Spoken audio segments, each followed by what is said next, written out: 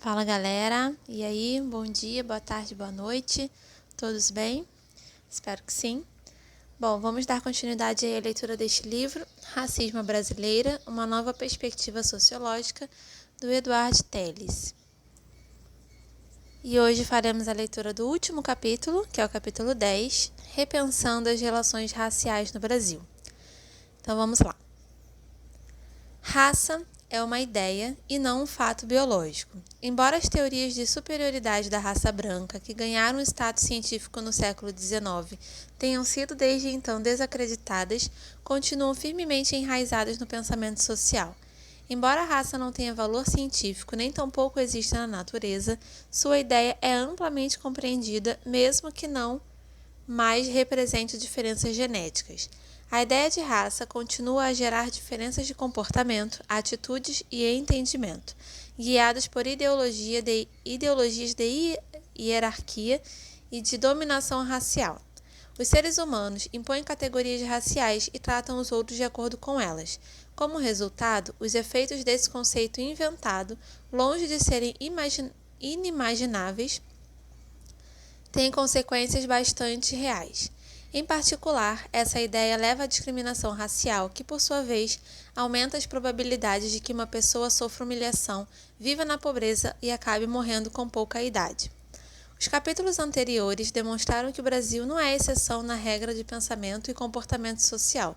O racismo e a discriminação racial existem em todos os países multirraciais. No entanto, os brasileiros criaram seu próprio sistema de relações raciais, assim como as condições demográficas, culturais, econômicas e políticas são significativamente distintas entre o Brasil e os Estados Unidos. As relações de raça também se diferenciam entre os dois países. Como resultado dessas diferenças, ao invés de serem tratadas como uma variação ou um estágio das relações raciais dos Estados Unidos, que cada vez mais tem se tornado o modelo universal nessa matéria no Brasil, elas devem ser entendidas em seu próprio contexto. Como funciona o sistema brasileiro e a comparação com os Estados Unidos tem sido o objetivo principal deste livro. Cientistas sociais têm se interessado e procurado compreender a questão racial no Brasil há décadas. No entanto, assim como a literatura sobre a questão, esses estudos são marcados por duas gerações de pesquisadores que produziram resultados praticamente opostos quanto à extensão do racismo no país. A primeira geração, dos anos 30 aos anos 60, por um lado, exibiu as maravilhas da miscigenação brasileira, mas, por outro, ignorou ou subestimou as desigualdades e o racismo. A segunda geração de pesquisadores, desde o princípio dos anos 50, enfocou o problema do racismo e da desigualdade racial, refutando ou ignorando o papel da miscigenação brasileira. A primeira geração concluiu que havia pouco ou nenhum racismo no Brasil, enquanto que a geração mais recente alegou que no país o racismo é amplo e profundo, comparável aos sistemas de dominação racial por todo o mundo. A primeira geração de acadêmicos otimistas era formada principalmente por norte-americanos que examinaram o racismo nas regiões norte e nordeste do Brasil, embora também incluísse sociólogos brasileiros, mais notadamente Gilberto Freire, também conhecedores dos Estados Unidos. A segunda geração inicialmente era formada exclusivamente por brasileiros. Eles tendiam a conhecer pouco sobre os Estados Unidos e pesquisaram basicamente as regiões sul e sudeste do país. Muitas diferenças em suas conclusões podem ser atribuídas à experiência comparativa. A primeira geração pôde encontrar plenos contrastes entre o Brasil e o vergonhoso sistema racista de Jim Crow nos Estados Unidos daquela época. A segunda geração testemunhou o progressivo desmantelamento deste sistema de segregação, embora tenha mantido o aspecto comparativo, em geral, como menos importante. Além disso, as diferenças regionais concretas nas relações raciais dentro do Brasil podem ter contribuído para conclusões divergentes entre as duas equipes de especialistas sobre raça. Aqueles que pesquisaram o norte e nordeste do Brasil, embora não tivessem ciência de que pesquisavam lugares onde há maior número de casamentos interraciais e fluidez racial, como demonstrado nesse estudo, generalizaram seus resultados para todo o país. Em contraste, a segunda leva de pesquisadores descobriria distinções relativamente rígidas entre brancos e negros e relações raciais mais limitadas nas áreas estudadas. Eles também generalizaram seus resultados para todo o Brasil. No entanto, mais recentemente, nem a nacionalidade dos acadêmicos, nem os objetos regionais de estudo podem explicar a falta de atenção dedicada às relações horizontais relativamente fluidas no Brasil. Durante a década de 90, pesquisadores brasileiros e estrangeiros defenderam os resultados da segunda geração, frequentemente com base em dados nacionais, mas eu creio que a maior diferença entre as conclusões das duas gerações deveu-se à ênfase analítica que cada uma delas deu, ora às relações horizontais, ora às relações verticais. Entende-se por relações raciais horizontais e sociabilidade interracial, especialmente entre pessoas de mesma classe social.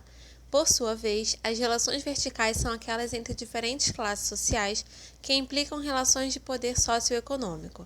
Ao limitar suas análises à dimensão horizontal da sociabilidade, a primeira geração concluiu que as relações raciais eram bem melhores no Brasil do que nos Estados Unidos.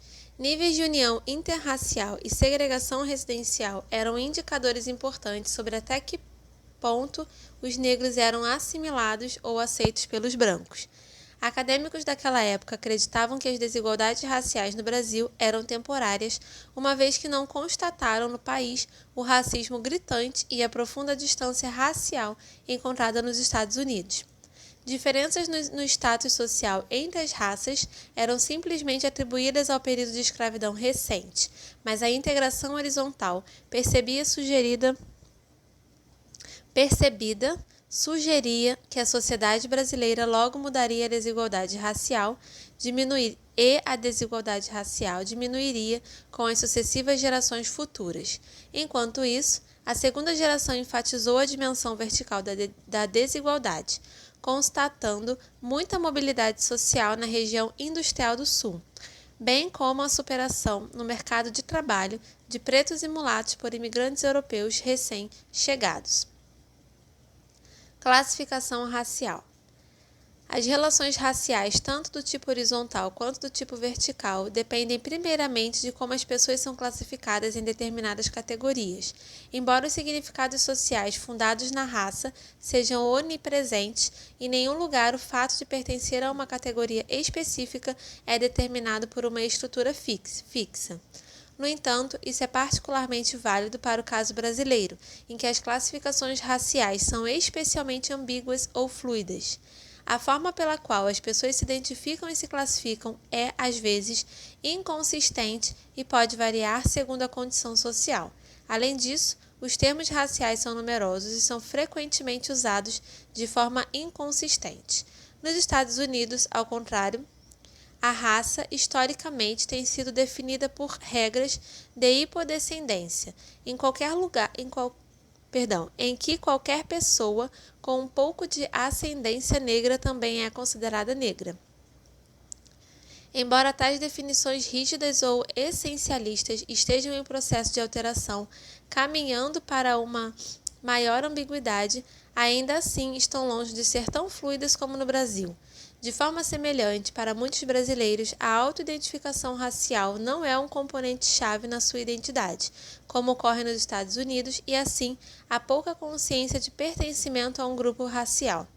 Os brasileiros frequentemente preferem a noção de cor ao invés da de raça, porque este termo capta melhor a fluidez das relações raciais. Mesmo assim, a noção de cor dos brasileiros é equivalente ao conceito de raça, pois está associada à ideologia racial que hierarquiza as pessoas de cores diferentes, independentemente do uso do conceito de cor ou raça. As pessoas são tipicamente racializadas e seu status depende de sua categorização racial ou de cor. As distinções raciais feitas por outras pessoas, independentemente da autoidentificação, são fundamentais, portanto, nas interações sociais, como também determinam as oportunidades na vida de cada um. As classificações de raça feitas pelos outros são especialmente importantes, porque normalmente designam poder e privilégios nas interações sociais com as pessoas de pele mais clara.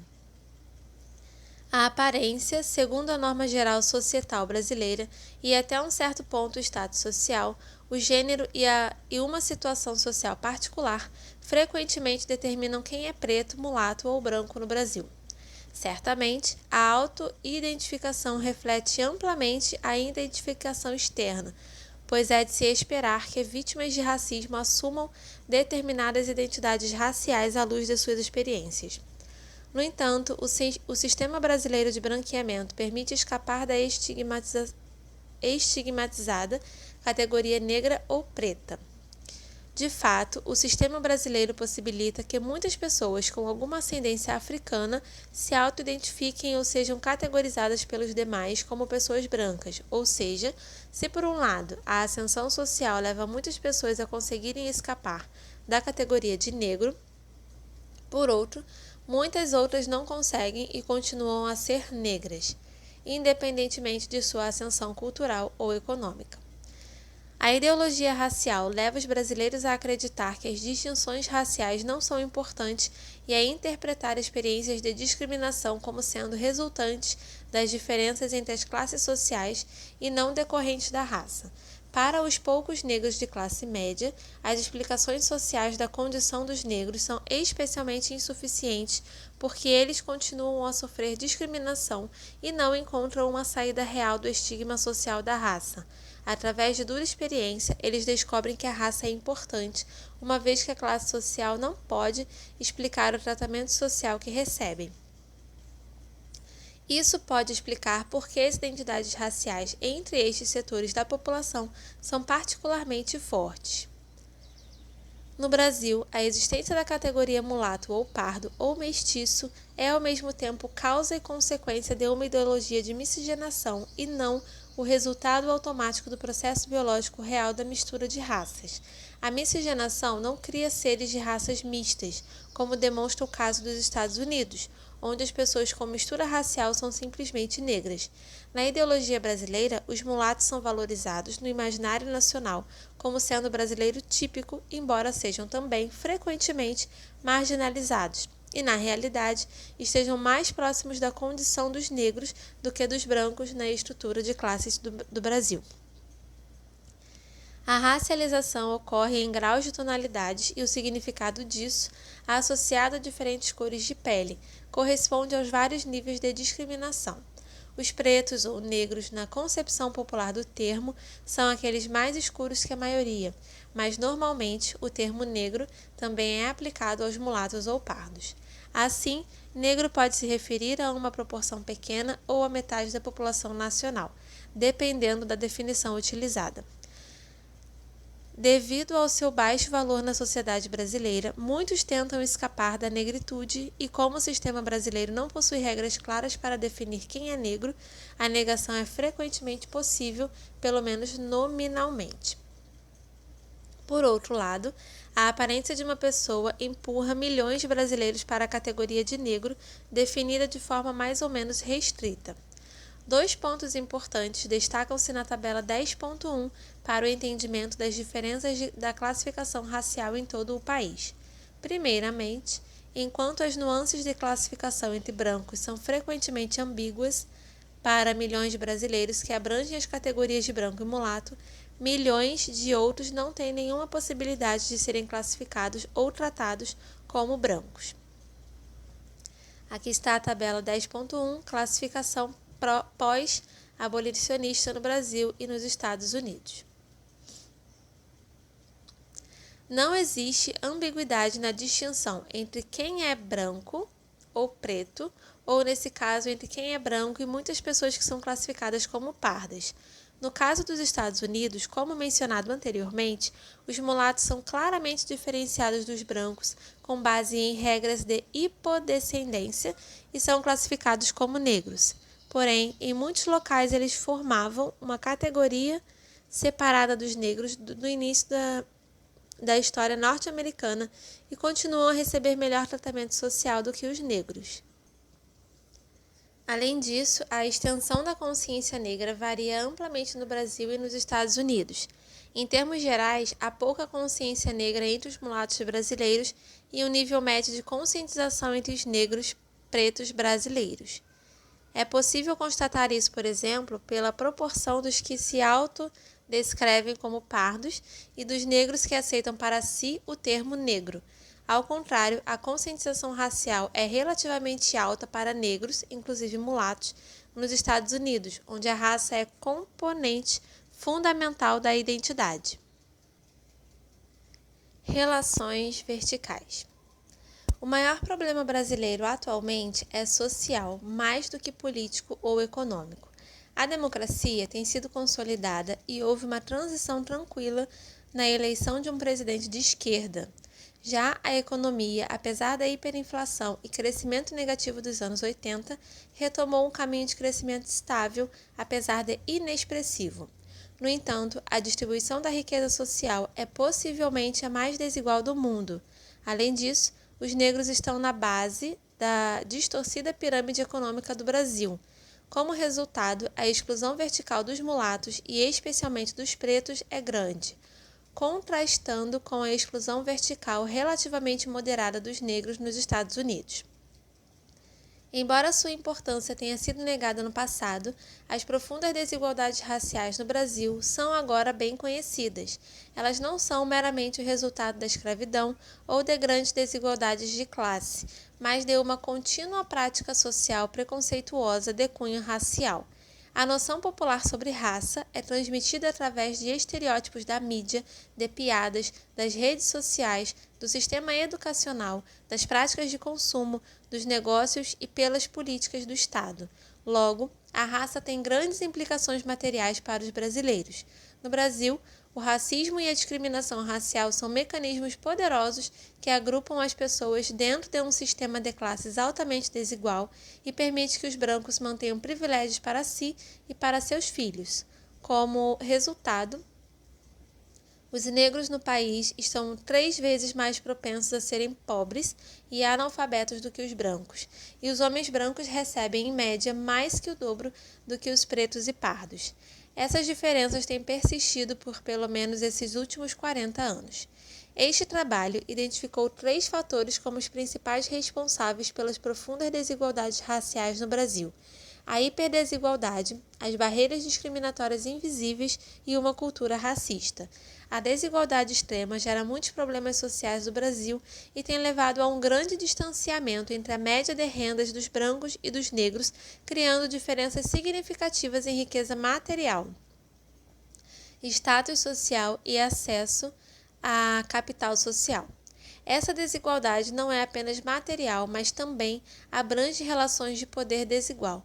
A sensação subjetiva de inferioridade de um cidadão ou seu tratamento como inferior e sua inabilidade de participar efetivamente da vida social, inclusive no acesso ao trabalho, educação, saúde e habitação, assim como a seus direitos civis e políticos.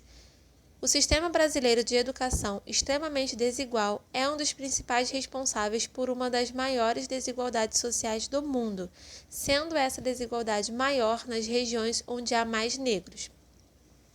Considerando as médias mundiais, o Brasil é um país de renda média, mas devido à sua extrema desigualdade, força pelo menos 1/3 de sua população à pobreza. Isso vale para a maioria dos pretos e pardos.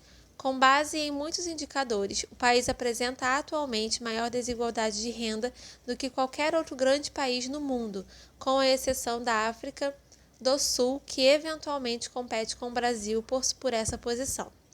No Brasil, os 10% mais ricos atualmente recebem 28 vezes mais do que a média de pessoas entre os 40% mais pobres. A maior desigualdade racial do Brasil, comparada à dos Estados Unidos, se deve basicamente, mas não exclusivamente, às diferenças da estrutura de renda no país. Ao mesmo tempo, o Brasil não é como a África do Sul, onde os pobres são quase todos negros. Embora a pobreza afete desproporcionalmente a população negra e a desigualdade racial seja crescente, muitos pobres no Brasil são brancos. Logo, políticas sociais universalistas que podem diminuir a desigualdade geral do Brasil estão também propensas a reduzir a desigualdade racial. No entanto, os elaboradores de tais políticas parecem presumir que todas as pessoas menos favorecidas, independentemente da cor da pele, serão ajudadas de forma igual, mas isso é altamente improvável. Políticas universalistas não previnem o racismo e a discriminação racial e continuarão a separar brancos, pretos e pardos na estrutura de classes. Os negros são desproporcionalmente ignorados por tais políticas que nunca são verdadeiramente universais. Esforços de conscientização racial são, portanto, fundamentais para contrabalançar essa situação e a discriminação passada. Nesse trabalho, ficou demonstrado como a exclusão social no Brasil está também intimamente ligada à discriminação racial, especialmente na determinação de quem ascende à classe média. A segmentação social mais importante na sociedade brasileira ocorre entre a classe média branca e a classe pobre e trabalhadora, que na maioria é multirracial, mas principalmente negra. Embora a classe média branca consiga manter distância de pessoas de pele mais escura através de uma hierarquia socioeconômica que por muito tempo tem sido uma das mais desiguais do mundo, esta não é somente uma fronteira de classe. A raça é fundamental na determinação de quem ascende à classe média, um sistema informal, mas altamente eficiente de barreiras invisíveis, impede que pretos e pardos das classes mais pobres entrem na classe média muito mais do os brancos das mesmas classes. Sendo assim, a posição socioeconômica dos negros na sociedade brasileira deve-se tanto à classe quanto à raça. De forma alarmante, as barreiras invisíveis estão se fortalecendo com o desenvolvimento brasileiro.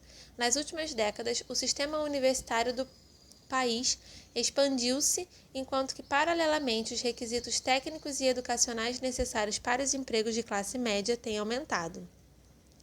Ao mesmo tempo, a desigualdade entre brancos e negros no acesso à classe média tem crescido, principalmente devido a uma distância racial crescente no ingresso na universidade.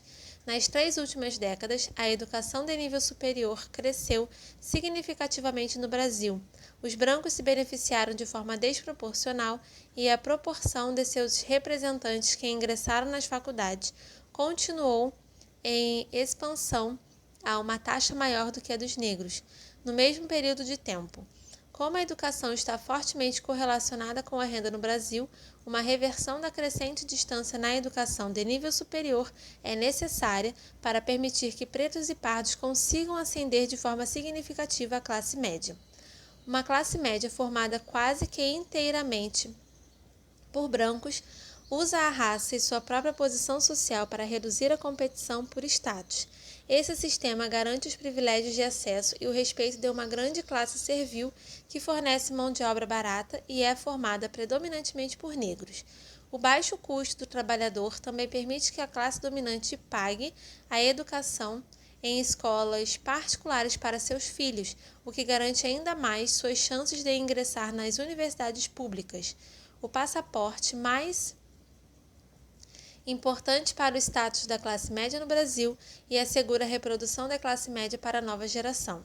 Ao mesmo tempo, isso prejudica profundamente a possibilidade de as classes mais baixas, predominantemente negras, um dia se tornarem classe média. O privilégio dos brancos é, portanto, fortalecido através de uma defesa dos interesses de classe que os brancos, por sua vez, costumam usar para assegurar e manter controle sobre a riqueza e os recursos da sociedade, bem como para reduzir a competição por outras posições. A raça é um fator marcante para a exclusão social, criando uma estrutura de classes na qual os negros estão mantidos nos níveis mais baixos. A classe e a raça se tornam, então, conscientemente determinantes de status na sociedade. Hierarquias raciais ou de classe são codificadas em regras informais de interação social e são consideradas naturais. Nelas, o status de uma pessoa ou sua posição na hierarquia garantem maiores direitos e privilégios. Os negros estão quase totalmente ausentes da classe média, embora as experiências de poucos tenham demonstrado que o racismo permanece independentemente da classe. Os poucos negros da classe média continuam a sofrer discriminação em atividades rotineiras e, em alguns casos, não podem usufruir determinados benefícios que são um privilégio de sua classe social, uma vez que enfrentam constante ceticismo e dúvida sobre sua posição. Enquanto isso, os brancos pobres podem, mais facilmente do que os negros, vencer as barreiras que eliminam a competição por riqueza e recursos, embora as distinções raciais sejam mais ambíguas do que nos Estados Unidos. A distinção entre branco e negro é mais rígida para a classe média, especialmente nas áreas onde a proporção da população branca é maior. Assim, quando uma pessoa ascende à classe média, as barreiras raciais são reforçadas. Muitos brancos no Brasil continuam a ser pobres ou da classe operária, e assim há uma grande oferta de pessoas brancas que competem com negros para integrar a classe média. Isso pode incluir, fenotipicamente, pessoas morenas claras que às vezes são aceitas como brancas ou quase brancas, principalmente nas regiões onde os brancos formam a minoria numérica.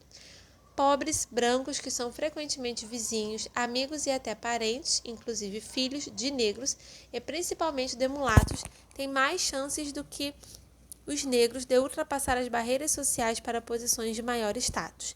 Brancos pobres tendem a ter preferência sobre pardos pobres e principalmente pretos pobres no sistema educacional e no mercado para empregos de classe média, mormente quando brancos de classe média não estão disponíveis. Além de ter a garantia de um maior prestígio social com base em sua aparência, os brancos pobres também possuem mais acesso do que os negros de posição social semelhante às redes sociais e clientelísticas, que são importantes no mercado de trabalho porque provavelmente são mais suscetíveis de ter amigos ou contatos familiares em posição de poder, além de estarem espacialmente mais próximos da classe média.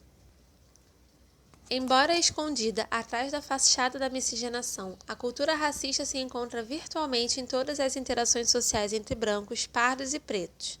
É com base em uma rede de crenças que posições subordinadas são consideradas o local apropriado para pardos e pretos e que espaços sociais que envolvem controle e acesso a recursos devem ser ocupados por brancos.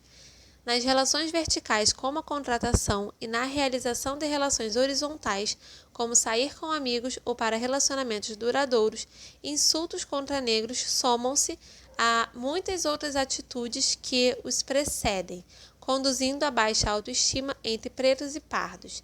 Esse tratamento é intensificado à medida que o tom de cor da pele se torna mais escuro. Essa cultura racista é reforçada, tida como natural e legitimada pela mídia e pela cultura popular através do humor e ditados comuns, tais como "todos sabem seu lugar", ou mais grosseiros como "cada macaco no seu galho". Esses ditados ajudam a consolidar a hierarquia racial amplamente reconhecida e naturalizada. Uma vez que os membros da sociedade internalizam essa hierarquia, a dominação racial no Brasil persiste com um mínimo de conflito e sem nenhuma necessidade de segregação. Embora a maioria dos brasileiros negue ser racista, há um amplo sentimento de que a posição favorecida dos brancos na sociedade brasileira é um fato natural. Considerando ser certo que políticas causadas podem atenuar os efeitos das barreiras invisíveis e da desigualdade extrema no Brasil, uma cultura racista somente poderia ser modificada através de uma maciça intervenção educacional e da mídia, assim como de uma liderança exemplar. Até agora, o crescente reconhecimento do racismo pela sociedade brasileira não parece ter reduzido o comportamento discriminatório. Tal reconhecimento não foi traduzido no entendimento de que as ações de uma pessoa são discriminatórias, sem mencionar a correção de fatos destes comportamentos. O reconhecimento por si só dificilmente modificará de forma significativa os padrões bem enraizados de comportamento social. Finalmente, é importante notar que os negros mais claros são menos discriminados do que os mais escuros, como sugeriram fortemente os modelos de capital humano. Os pardos também estão socialmente mais próximos aos brancos, como indicado pelos dados de casamentos interraciais e a discriminação residencial. Assim, eles são mais capacitados a obter os benefícios simbólicos e materiais da proximidade com os brancos, inclusive tendo maior acesso ao patrimônio e redes sociais. Sua capacidade de se tornar branco aumenta com a mobilidade de classe e em lugares onde existem poucos brancos. No entanto, a maioria dos pardos tem uma posição socioeconômica parecida com os pretos, mas as vantagens conferidas por um sistema de branqueamento ajudam a explicar por que eles são frequentemente menos propensos a se identificarem como negros ou a integrarem o movimento negro. Relações raciais horizontais. Apesar da profunda desigualdade racial, este estudo demonstrou que existe uma substantiva incidência de casamentos interraciais e proximidade residencial entre brancos e negros no Brasil. Logo, a miscigenação no país não é apenas ideológica. A mistura racial ocorre nas esferas íntimas e residenciais da vida brasileira muito mais do que nos Estados Unidos, onde os mundos dos negros e brancos são claramente separados. Nesse sentido, o Brasil é muito diferente dos Estados Unidos. De forma semelhante, como muitos autores já notaram, as interações no Brasil não apresentam a tensão, a hostilidade e a suspeita frequentemente encontradas em tais relações dos Estados Unidos, enquanto os sistemas sociais dos dois países, de forma sucessiva, integram descendentes de imigrantes europeus. A miscigenação brasileira teve mais sucesso na integração das populações de origem africana. Os brancos são muito mais propensos a se casarem e residirem próximos a mulatos ou pardos do que os negros. O padrão das uniões também revela maiores distâncias entre os brancos e os negros do que entre os brancos e os mulatos. Não obstante, mesmo com a incidência de casamentos interraciais entre brancos e pretos no Brasil, onde os pretos representam uma pequena porção da população no extremo mais escuro do espectro de cores, é maior do que a união entre brancos e negros nos Estados Unidos, onde são consideradas negras inclusive pessoas de ascendência africana de cor da pele clara. Enquanto a sociedade dos Estados Unidos está se modificando de modo que as atitudes em relação aos negros já são menos duras, indicadores comportamentais como dados sobre o casamento interracial e a segregação residencial mostram a manutenção de uma grande distância entre brancos e negros. Esses fatos sociais são sinais positivos de que as relações raciais no Brasil são comparativamente amenas.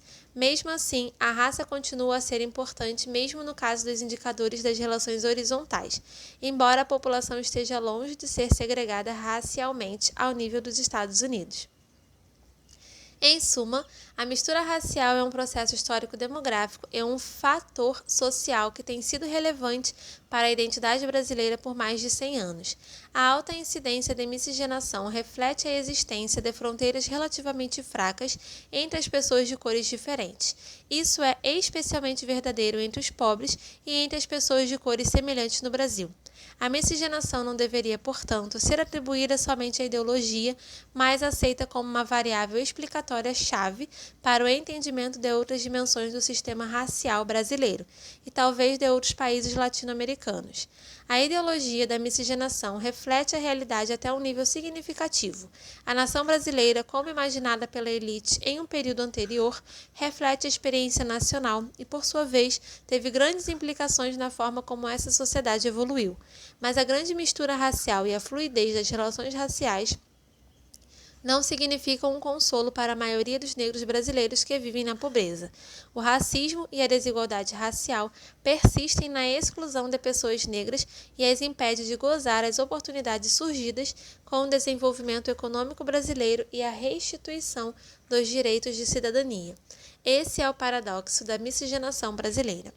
Na tabela 10.2, sintetizo os níveis relativos de exclusão racial, tanto na dimensão vertical quanto na horizontal entre os Estados Unidos e o Brasil. Verticalmente, os mulatos e especialmente os pretos são altamente excluídos da classe média brasileira. Isso contrasta com o fato de que, embora um grande número de negros ocupe as camadas mais baixas da sociedade dos Estados Unidos, existe uma participação relativamente grande deles na classe média. A tendência é que os brancos no Brasil tenham de 4 a 5 vezes mais chances de se manter na classe média. Já nos Estados Unidos, esta oportunidade fica entre 1 e 2 vezes.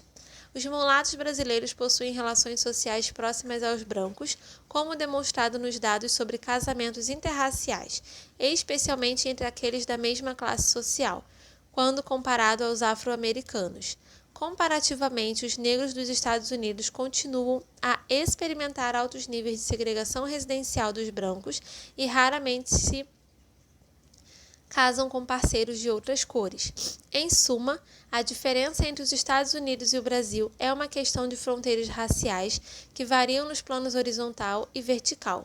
No plano horizontal, as fronteiras raciais no Brasil são muito mais facilmente ultrapassadas do que nos Estados Unidos. No entanto, na dimensão vertical, as barreiras raciais são impostas fortemente no Brasil, talvez até de forma mais forte do que nos Estados Unidos.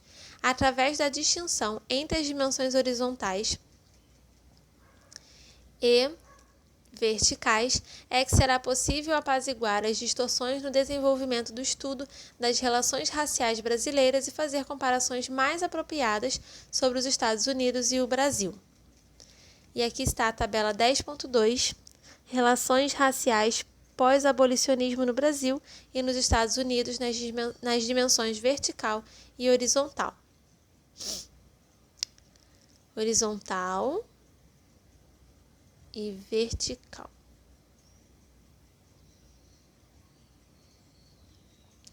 O papel do Estado na explicação das diferenças nas relações raciais. Os estados têm sido atores particularmente importantes na determinação das fronteiras sociais, inclusive por raça. Histórias distintas de miscigenação, seguida de ações do Estado que acentuaram a exploração tanto da miscigenação como da exclusão, explicam bem as atuais diferenças entre os Estados Unidos e o Brasil. Embora tenham escolhido seguir em direções opostas, sejam elas a miscigenação ou a segregação, as crenças racistas estão presentes em ambas as opções. Como resultado, a raça faz a diferença nas relações sociais nos dois países, mas as consequências sociais dessas escolhas levaram a moldar distintas relações sociais. A pergunta é: por que existem diferenças tão grandes em termos nacionais para as dimensões horizontal e vertical? Essas não são o resultado de um processo natural, mas sim de uma série de ações dos respectivos estados. Apenas eles são poderosos o bastante para criar maiores mudanças nas relações raciais. Como demonstrado, mesmo as principais forças estruturais, tais como a industrialização, exercem uma influência relativamente pequena nas relações raciais, contrariamente à literatura anterior, segundo a qual a presença ou a ausência da segregação formal era irrelevante para os resultados das relações raciais. Parece estar claro que as intervenções do Estado tiveram consequências para as diferentes configurações das relações raciais nos dois países. Evidentemente, as ações dos Estados são guiadas por variáveis como a política, as elites, as ideologias populares e as identidades. As ações do poder público do Brasil e dos Estados Unidos variaram ao longo do tempo, mas os efeitos de cada modelo influenciaram de forma duradoura os atuais sistemas de relações raciais nesses países. Esses efeitos estão sintetizados na metade inferior da tabela 10.2, partindo da bem aceita prova científica de que os brancos eram biologicamente superiores aos negros no século XIX. Os dois países procuraram adotar alternativas para diminuir a influência dos negros.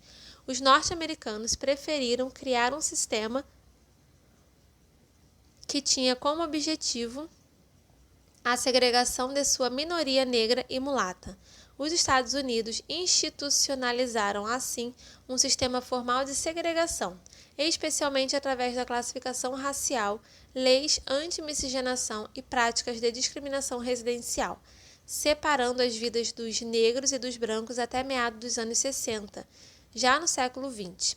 Isso levou à criação de instituições paralelas e de forte identidade negra. Apesar das reformas dos direitos civis dos anos 60, os tabus contra a união interracial e a mistura residencial, assim como a regra de uma gota de sangue, mantiveram fortemente o legado da segregação.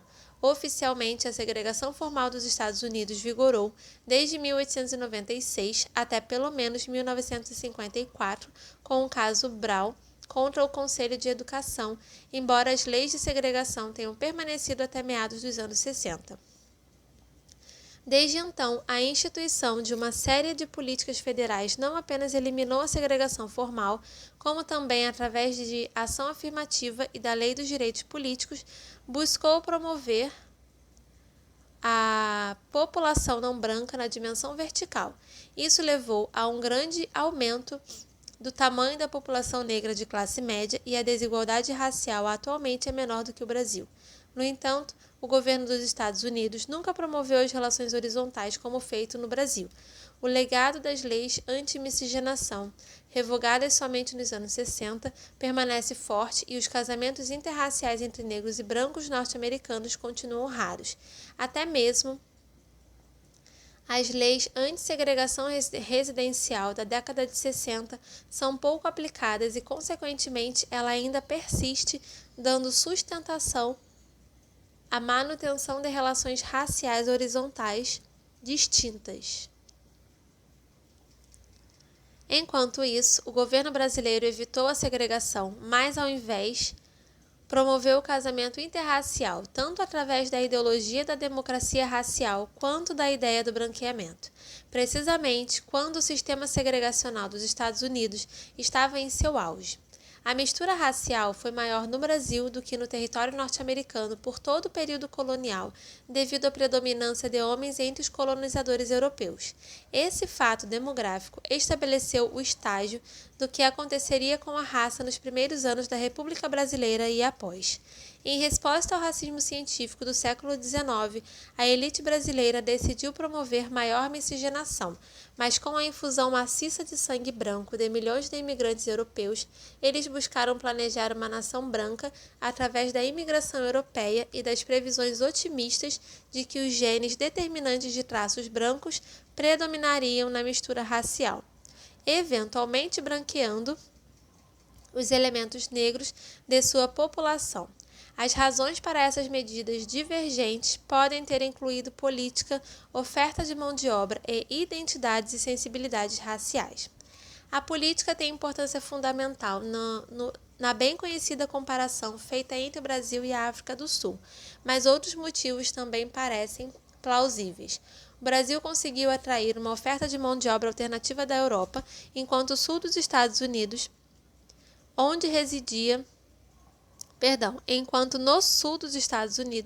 enquanto residia a maior parte da população negra, isso não aconteceu. Para manter os salários baixos, os empregadores do Sul talvez tenham apoiado um estado repressivo da força de trabalho negra a fim de expandir sua indústria de algodão. A sensibilidade da elite brasileira também parece ter sido importante. A segregação não foi uma escolha plausível, pois os mulatos e pretos eram maioria e grande parte da população branca, inclusive a elite, parece ter se originado ela própria de uma raça misturada. No entanto, a explicação para as ações do governo brasileiro, tanto no século XIX como no início do século XX, não foi o foco deste livro. Ao invés de examinar as causas históricas dos sistemas de segregação racial ou de branqueamento, a escolha recaiu em abordar as respectivas consequências. Apesar das tentativas da elite de traçar um Brasil branco, através da imigração em massa de europeus, os pretos e mulatos comporiam uma grande parcela da população brasileira por todo o século XX. No fim do século, os negros se tornariam quase a metade da população nacional. Ao mesmo tempo, a promoção da miscigenação pela elite teria efeitos duradouros. Começando nos anos 30, o governo brasileiro projetou a imagem de um país de democracia racial que continuava a valorizar a miscigenação, mas que também manteria a cultura africana e a aversão ao racismo. Esses fatores se tornariam básicos para a identidade nacional. O Brasil ressaltou a inclusão racial, embora no sentido mais abstrato de pessoa, nação e cultura, ao invés da inclusão na política ou no sentido de oportunidades iguais. Ao mesmo tempo, o governo brasileiro falhou em corrigir a desigualdade racial até bem recentemente. Como resultado de uma comparação com os Estados Unidos, o Brasil hoje tem maior desigualdade racial, porém é mais integrado horizontalmente. Além disso, ao lado da variedade de ações dos estados, surge uma explicação econômica para os altos níveis de desigualdade racial no Brasil. Talvez elas tenham acentuado as diferenças nacionais.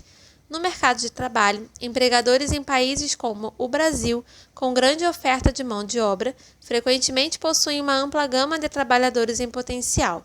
Nessas áreas, a eliminação de trabalhadores com base na raça talvez não afete sua competitividade, se vários candidatos em potencial são percebidos como igualmente qualificados. De forma semelhante, as elites brasileiras geralmente negligenciam a educação básica, canalizando ao contrário maiores recursos para a educação superior das classes médias. Elas pouco se preocupam com um grande segmento da população que mal recebe educação, porque o que lhes importa é a qualidade da educação dada a um pequeno segmento da população, que frequentemente é aceito como necessário para o desenvolvimento da economia. Como resultado, a desigualdade racial é ampliada ainda mais.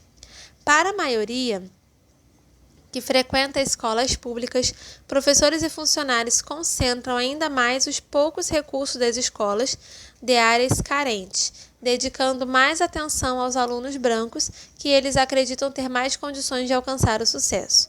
Como consequência, isso gera entre os negros desenvolvimento com baixo capital humano e baixa autoestima. Assim, na medida em que os mercados de trabalho e de educação continuam precariamente desenvolvidos em um contexto de comportamento social racista, o ciclo vicioso se torna um mecanismo que perpetua a desigualdade racial. A reconciliação das relações verticais e horizontais no Brasil. Neste livro, procuro demonstrar como no Brasil a integração ou assimilação horizontal convive com um alto nível de racismo e de desigualdade racial. Mas como isso é possível? Se há tanta miscigenação, como pode haver discriminação?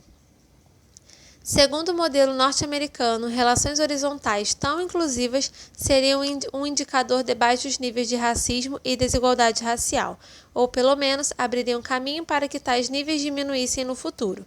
No entanto, a desigualdade racial continua alta no Brasil. Mais de 100 anos depois do fim da escravidão e apesar da industrialização, continua a crescer em níveis elevados. Portanto, o caso brasileiro apresenta um paradoxo visível para aqueles que buscam entender as relações raciais. Se o racismo é tão intenso a ponto de meter pretos e mestiços nas camadas mais baixas do mercado de trabalho, mas até que nos Estados Unidos, como pode o grau de sociabilidade entre as categorias raciais ser tão maior que nos Estados Unidos? Como podem coexistir na prática fatores tão paradoxais? Pode uma pessoa ser racista de modo seletivo, racista nas relações hierárquicas, mas não na sociabilidade? Primeiramente, as diferenças raciais parecem ter significados distintos para os brasileiros e norte-americanos. Casamentos interraciais ocorrem com frequência no Brasil, o que indica que há uma distância social bem menor que nos Estados Unidos no plano horizontal entre os grupos raciais. Entretanto, isso não significa necessariamente que os brasileiros são menos racistas em termos gerais, mas somente que provavelmente o são em relação ao casamento. O mesmo se passa na questão de áreas residenciais, a despeito de tais diferenças estruturais. Ser branco no Brasil continua a ser uma vantagem, mesmo no caso do casamento interracial. A cor ou raça ainda é um fator importante que hierarquiza, divide e determina o valor do indivíduo. A miscigenação implica maior tolerância racial, mas não evita a discriminação, mesmo entre casais interraciais. A hierarquia racial se mantém, apesar dos altos níveis de casamentos interraciais, nas 4 formas a seguir. 1. A sociabilidade interracial não se distribui de modo homogêneo pelas classes sociais. A maior parte dos casamentos interraciais se dá entre os pobres, classe que faz distinções raciais menos rígidas e na qual também há menos segregação residencial.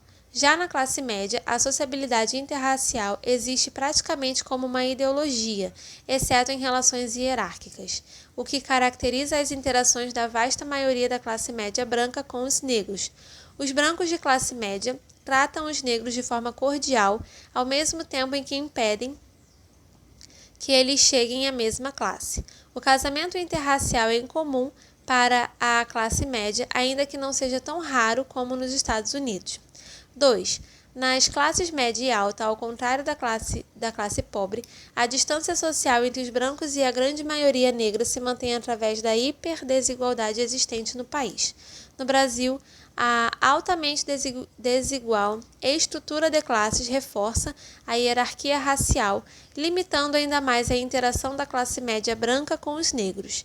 Quando as interações interraciais ocorrem, há uma hierarquia social amplamente aceita, na qual cada um sabe seu lugar, que impede os brancos de classe média de ter interações de ordem igualitária com negros. 3. A sociabilidade interracial varia de acordo com a região.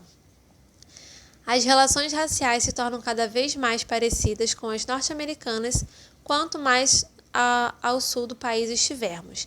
O contato com negros é maior, onde os brancos são uma parcela pequena da população, enquanto que os brancos da predominantemente branca região sul, com o sudeste em uma situação intermediária, são os de menor chance de interagir com negros, pois estes são, ali, uma minoria acentuada. Além do mais, a divisão entre brancos e negros é mais rígida e exclusiva nas regiões onde há menos negros. Por isso, para cerca de 75% dos habitantes brancos das regiões mais desenvolvidas, sul e sudeste, o contato entre brancos e negros é limitado pelo pequeno tamanho da população negra e pelas fronteiras raciais extremamente nítidas. Já para a maioria dos brancos do Nordeste e das outras regiões, a distância racial é mantida através de uma desigualdade racial ainda maior que no Sul e Sudeste. Ponto 4. Apesar das limitações já citadas, há uma grande interação interracial, mesmo no casamento. Mais de 20% dos casais no Brasil são compostos por parceiros brancos e negros.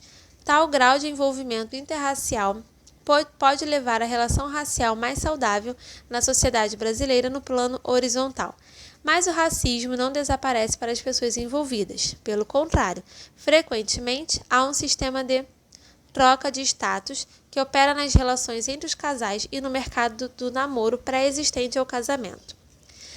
Nesse sistema, a brancura é um bem valioso cuja ausência deve ser compensada com qualidades como zelo, devoção, classe social ou outros benefícios proporcionados pelo parceiro mais escuro. Há também a crença de que o branqueamento, através do casamento, é algo desejável para pessoas de pele escura, baseada na suposição racista de que será uma melhoria para as pessoas mais escuras, tanto em nível biológico como social.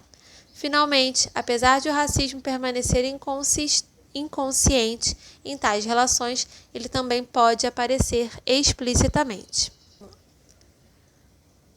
O caso do Brasil também demonstra que a desigualdade e a discriminação racial persistem, apesar de não haver uma segregação residencial extrema como nos Estados Unidos. A segregação residencial não é, portanto, o eixo principal da desigualdade racial, como sugerido por alguns analistas para o caso norte-americano. Negros e brancos podem viver lado a lado até se casar, mas as ideologias raciais continuarão a ser uma característica muito forte, imersas em práticas sociais que agem para manter a desigualdade racial. Repercussão política. No Brasil, o racismo e a desigualdade racial são reproduzidos de modo pacífico em grande parte graças à miscigenação.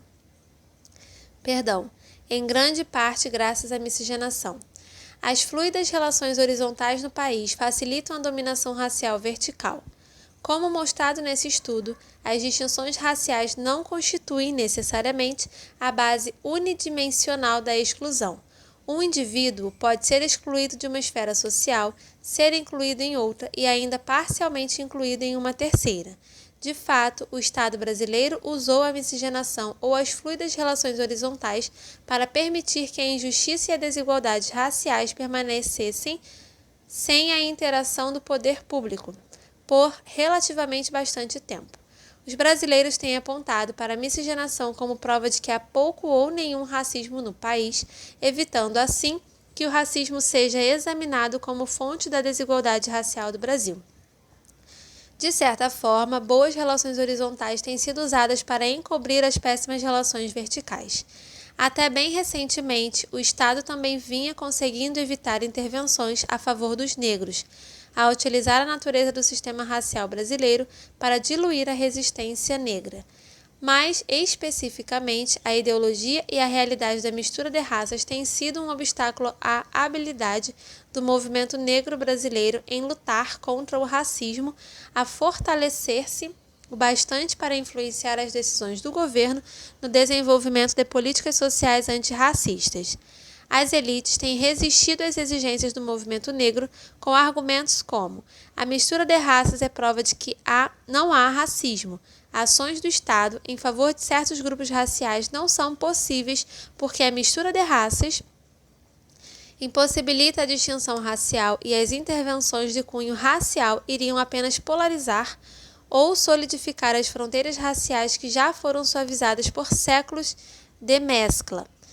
Como resposta, o movimento negro afirma que a miscigenação desvaloriza e até tenta destruir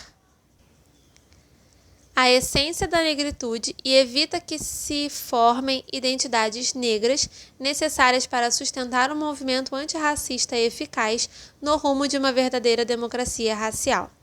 A crença do branqueamento divide um trabalho potencialmente unido dos pretos e mestiços, enquanto a ideia de democracia racial paralisa o movimento negro ao negar a existência do racismo.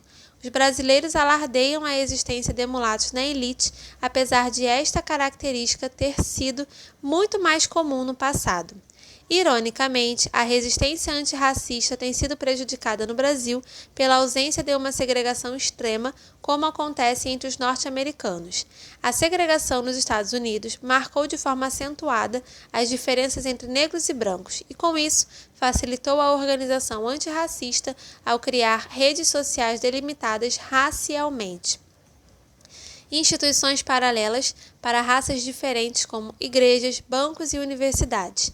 Regras inequívocas para a classificação racial, além de formas culturais distintas, inclusive língua e religião. Afro-americanos conseguiam com facilidade reconhecer uma exclusão social comum e as instituições paralelas permitiram a formação de uma liderança da classe negra. No Brasil, a organização política baseada em classe social tem sido a tendência histórica, já que a identificação por classe tem sido forte, enquanto a identidade dos grupos raciais tem sido fraca.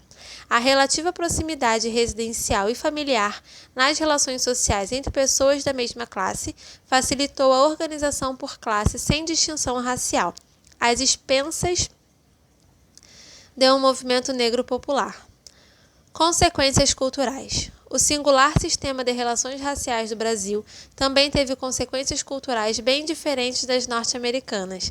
A promoção da miscigenação foi a força motriz eficaz da integração brasileira, que praticamente dissipou as diferenças culturais por raça. Porém, ao mesmo tempo, promoveu certos aspectos da cultura africana como parte de seu projeto nacionalista. Há muito, as elites brasileiras transformaram a cultura africana em mercadoria a ser comercializada, aproveitando-se do fato de que um número expressivo de brasileiros nascidos na África sobreviveu até o século XX, mantendo vivo o contato entre a África Ocidental e o estado da Bahia.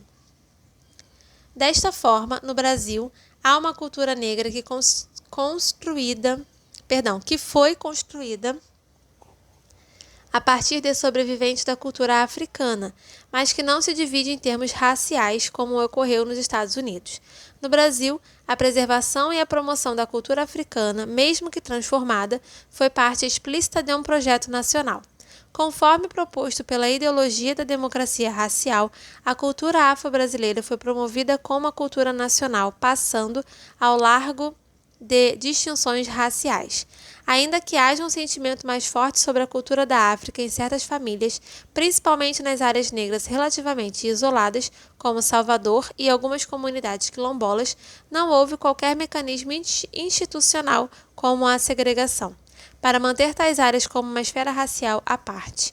Tipicamente, eram os negros os responsáveis pelo carnaval umbanda e candomblé, mas os brancos e pardos sempre participaram deles em proporções quase iguais. Já nos Estados Unidos, os negros e os brancos não parecem ter mantido tanto contato cultural direto e contínuo com a África, mas a segregação teve como consequência não planejada a formação de formas e atitudes culturais diferenciadas em função da raça. Com isso, os negros norte-americanos facilmente são distinguidos dos brancos, não só pela cor, mas também com base na linguagem, religião, espiritualidade, estrutura familiar e atitudes políticas e raciais. Tal situação está muito distante do caso brasileiro. Ainda que certos aspectos da cultura afro-americana remontem com certeza à África, a cultura negra norte-americana foi desenvolvida na América e particularmente nos guetos negros muito mais do que no Brasil. A sociedade norte-americana proporcionou uma estrutura débil para a preservação étnica da cultura africana, mas a segregação exagerada permitiu uma evolução de subculturas definidas por raça a partir de uns poucos vestígios da cultura original. Portanto, a despeito de uma ligação mais direta com a África, o caso brasileiro reflete como as distinções raciais não implicam necessariamente diferenças culturais. Isso levou um importante analista do Brasil a chamar o sistema brasileiro de negritude sem etnicidade.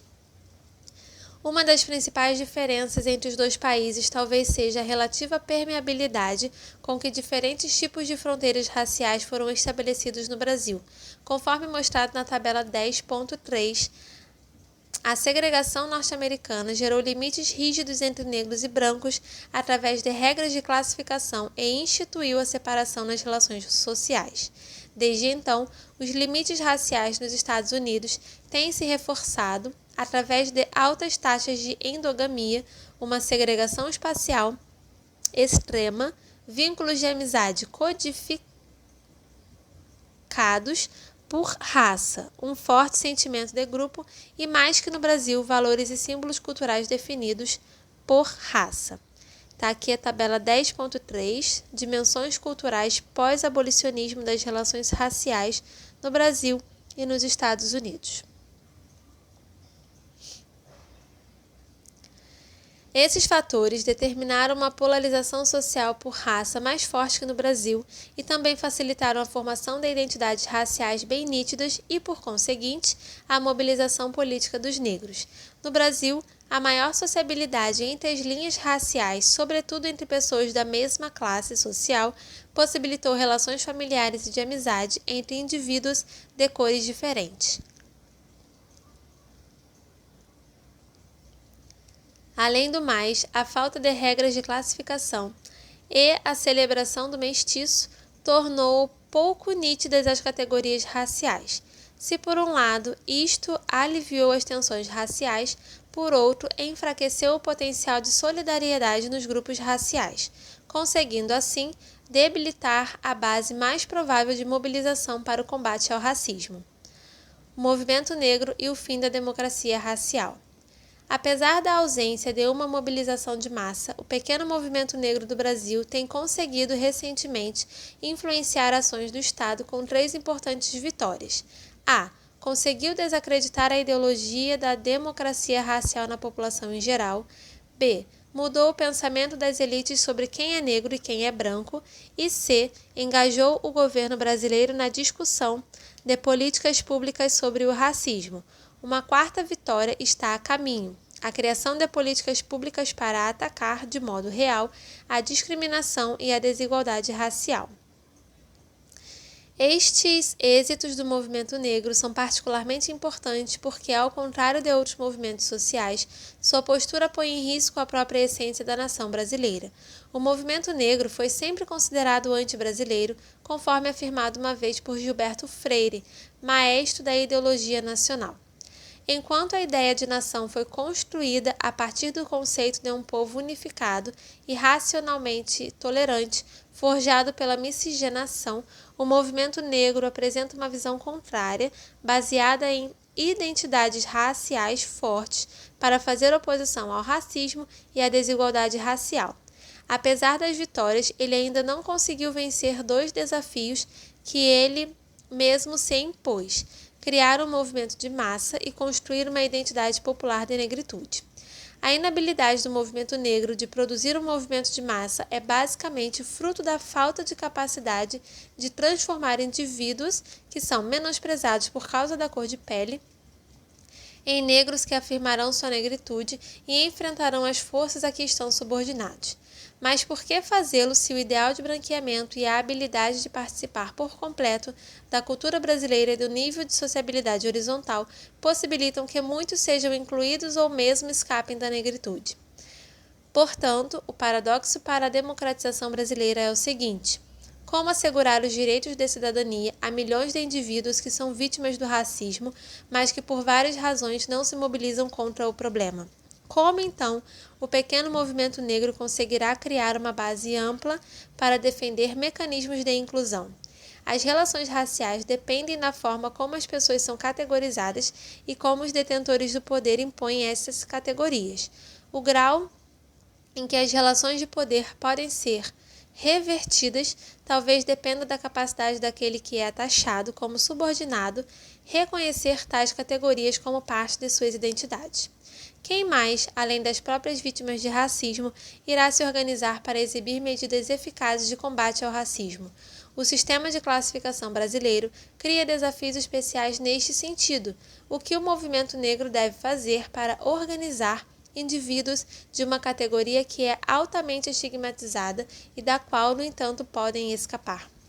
Afinal, no Brasil, muitos pretos podem virar mulatos e muitos mulatos podem virar brancos, ou pelo menos menores, uma categoria única que desracializa. Em contraste, as rígidas regras de classificação norte-americanas impedem tal mudança. A segregação fez do negro uma categoria imutável e a única saída é permanecer negro.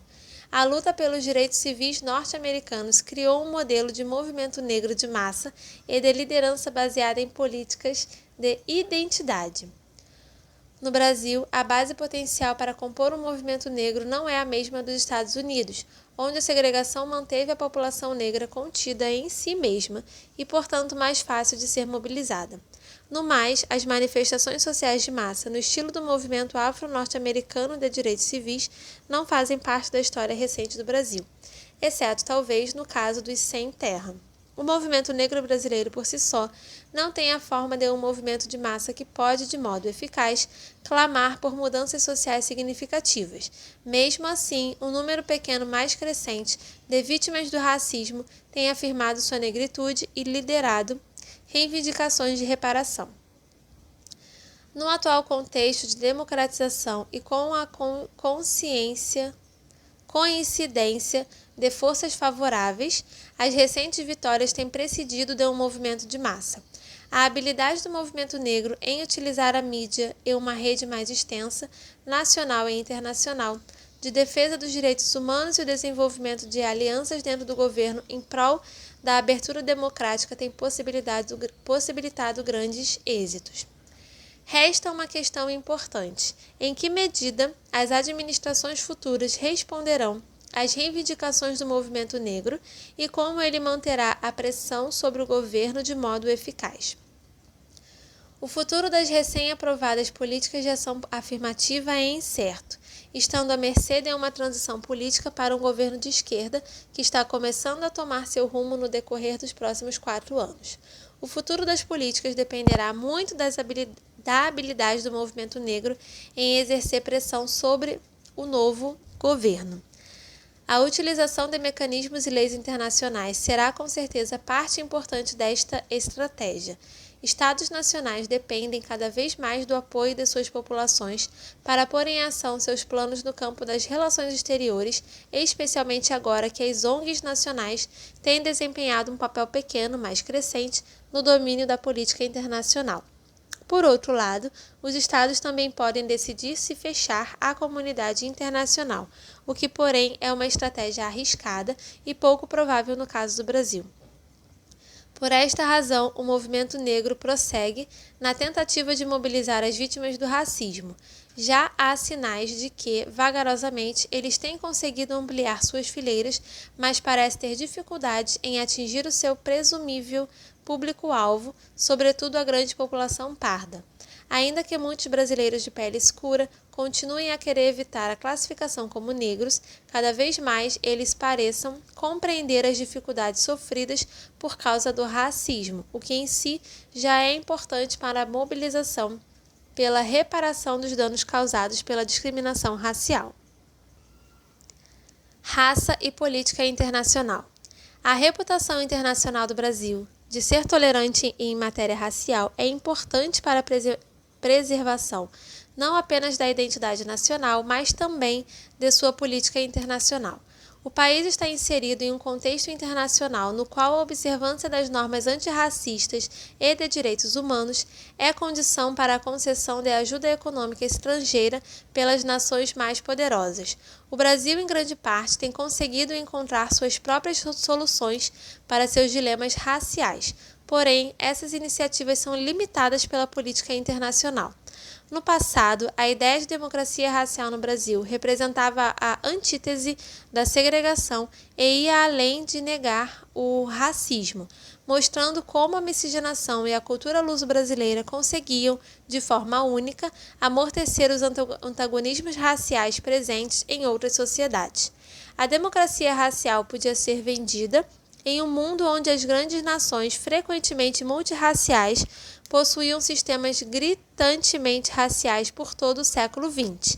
Em casa, a contradição entre a ideologia da democracia racial e a prática do racismo era administrada pelas elites, propositadamente ou não, pela constante lembrança à população de como a sociedade brasileira era racialmente democrática comparada ao sistema polarizado e cruel dos Estados Unidos.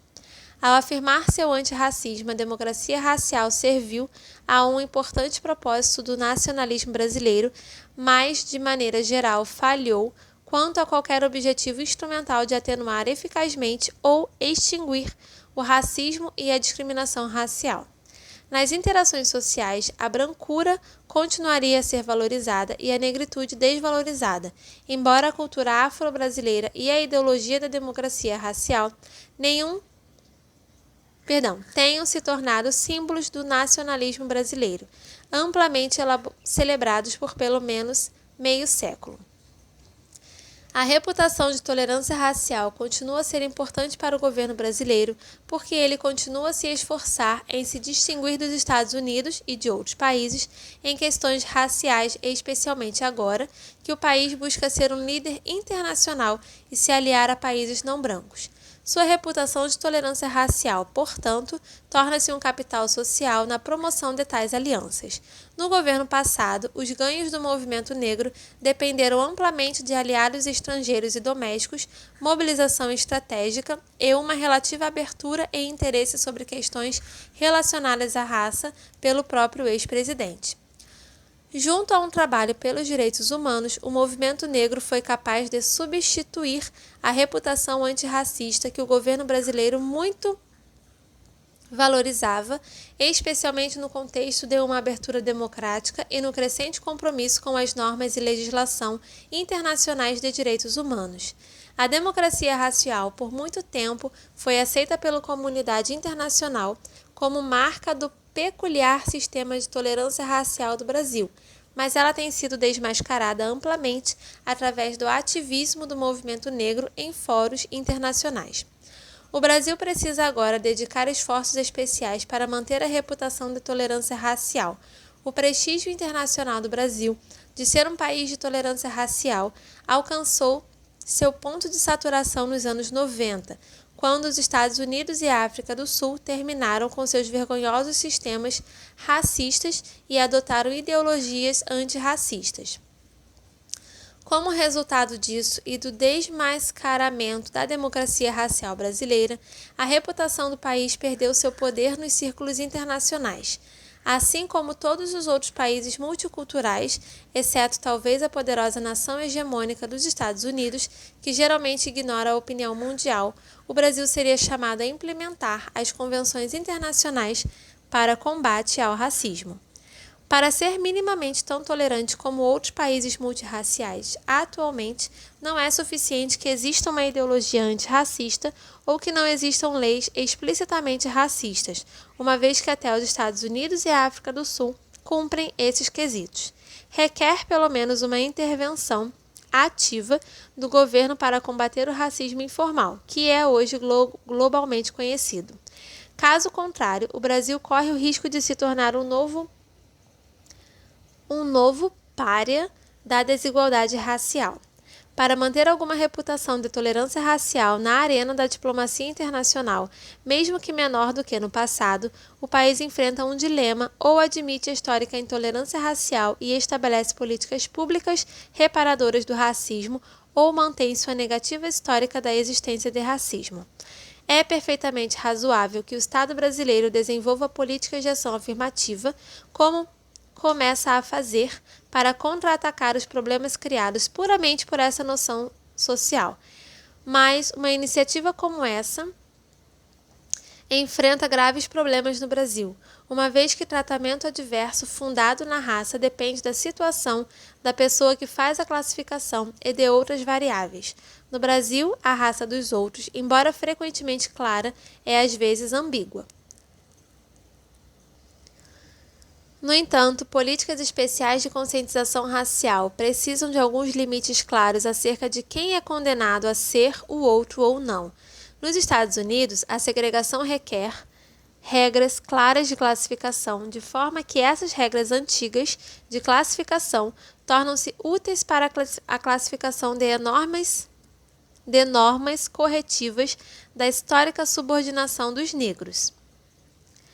O caso brasileiro, portanto, requer formas criativas para abordar tais problemas de classificação, com o objetivo de alcançar a igualdade racial. Não obstante, está claro que algumas formas de ação afirmativa devem ser implementadas para superar as desigualdades raciais do Brasil. Além disso, parece haver atualmente um considerável apoio público para esse tipo de ação. Hoje em dia, o racismo é amplamente reconhecido. O movimento negro tornou-se o legítimo defensor dos direitos humanos e pesquisas sobre as relações raciais tornaram-se parte importante nas universidades brasileiras, o que representa uma reviravolta histórica para o Brasil. Ao mesmo tempo, a mistura racial continua a ser valorizada como forma exclusiva e positiva da cultura brasileira, mas a discriminação racial permanece. Para os negros, o branqueamento através da mistura racial e até mesmo pela autoclassificação continua a oferecer uma possibilidade de ascensão individual, mas os brancos continuam a gozar de privilégios do seu status racial. Portanto, o terreno sob o qual a raça é compreendida no Brasil foi alterado de maneira fundamental, comparado ao estágio anterior de democracia racial, ao passo que outras práticas sociais continuam a ser influenciadas pelo pensamento racial brasileiro mais remoto de supremacia branca. Recentemente, muitos analistas acreditam que o conceito de raça deve ser extinto, já que não tem valor, exceto para criar injustiças. O caso brasileiro mostrou que isso não é uma solução plausível, pois, de fato, essa atitude pode piorar a desigualdade racial. O governo brasileiro evitou qualquer intervenção explícita baseada em raça contra ou a favor dos negros por décadas. No entanto, a discriminação e a desigualdade racial persistiram. A raça tem sido usada para excluir os negros ao longo de toda a história do Brasil, apesar da retórica inclusiva. Os governos devem continuar a monitorar a raça para documentar a desigualdade e injustiça e tomar as medidas corretivas necessárias. A sociedade precisa se conscientizar da importância da raça para que todos possam aprender a conviver uns com os outros de forma mais humana e respeitar aquilo que considerarmos diferente. O Brasil, como outras sociedades que são multirraciais, mas que agora procura combater o racismo, anda na corda bamba entre a continuação do uso do conceito de raça, que se valoriza, e da extinção o que permitiria a injustiça racial corresse desenfreadamente. Por mais desagradável que possa parecer discutir a questão racial, ganhos reais serão alcançados quando ela for abordada de forma séria. Então será possível alcançar uma verdadeira democracia racial. E foi isso, galera. Esse foi o capítulo 10, o último capítulo do nosso livro maravilhoso. Eu amei esse livro. Eu espero que vocês tenham gostado também dessa leitura. Curtam, compartilhem, comenta, se inscreve no canal, caso ainda não sejam inscritos. E me segue lá no Instagram também, @Suelen_Dantas com 2 T's. E obrigada pela sua presença por aqui mais uma vez, tá bom? Um beijão, até o próximo vídeo, até o próximo livro e tchau, tchau!